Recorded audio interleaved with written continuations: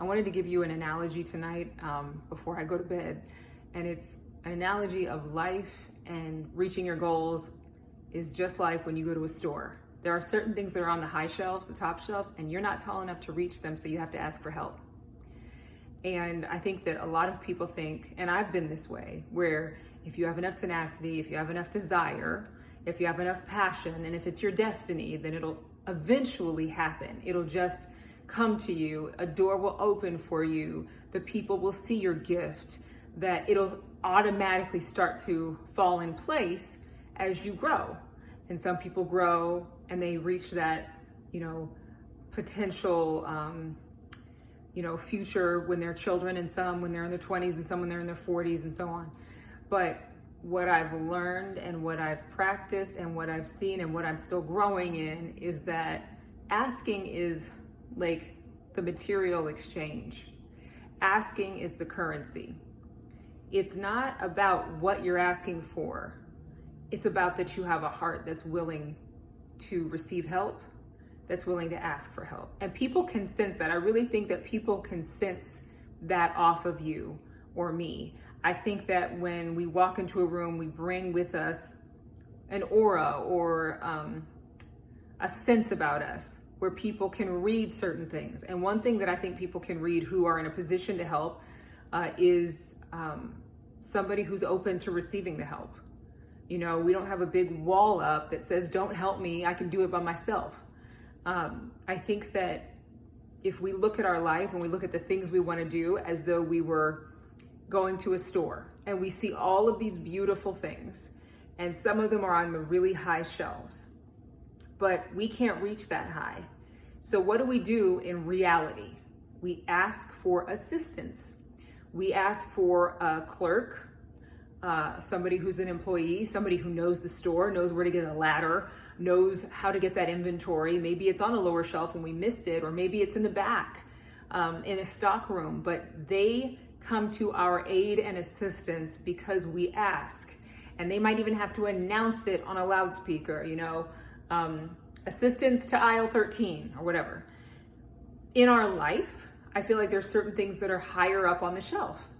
And it's not that they're not accessible, it's that we have to ask for that assistance. And as we grow in our willingness to receive assistance or receive somebody serving us in that way, then we'll grow in our ability to walk through open doors of opportunity, to be in the right place at the right time, to be willing to do something that might look a little crazy or abstract.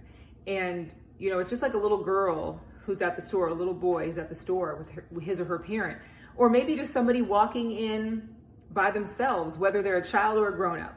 And you walk in and you see all these beautiful things, all the clothes you want and all the shoes you want and all the food you want, and you see it all and it's beautiful and you want it, but at no point do you ever ask anyone for it.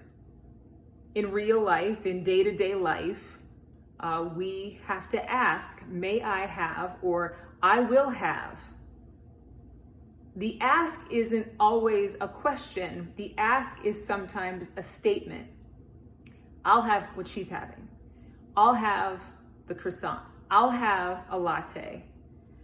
And when you say that, it creates the capacity for you to now receive an exchange. In exchange for your declaration of, I'll have that, I'll have some of that, we receive that thing that we have declared that we desire. Equally, if we say, I want that, to, if we're a child, our parent who's going to pay for it, or a loved one or a spouse, and say, this is what I want for my birthday, it creates the capacity to receive the thing that we identify as a desire. But we have to communicate that desire. You don't go into a store and just walk in and take what you want and leave. That is a crime.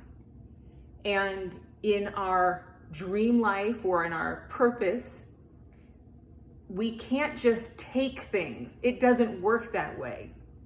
Even the things that are meant for us, it's not supposed to be a transaction that's like highway robbery.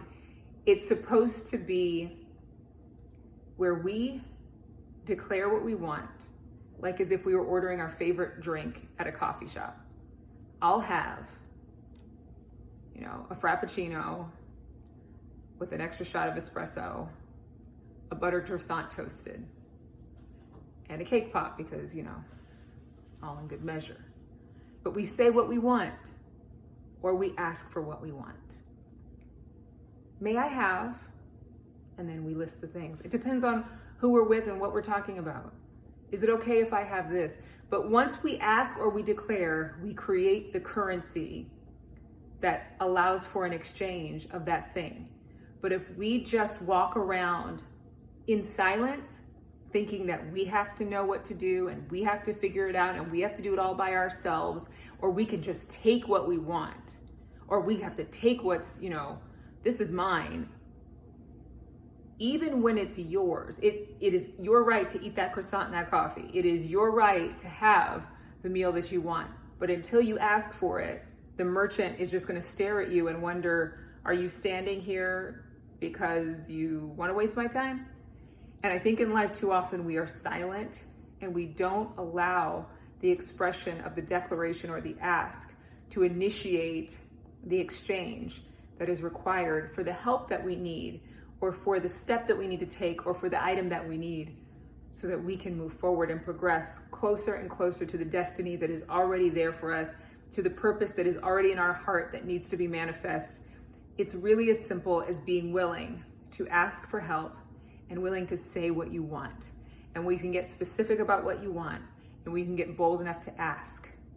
That's when it all starts working. Okay, I'm gonna have a good night. You're gonna have a good night. I ask you to pass this video on to somebody who really needs to hear this.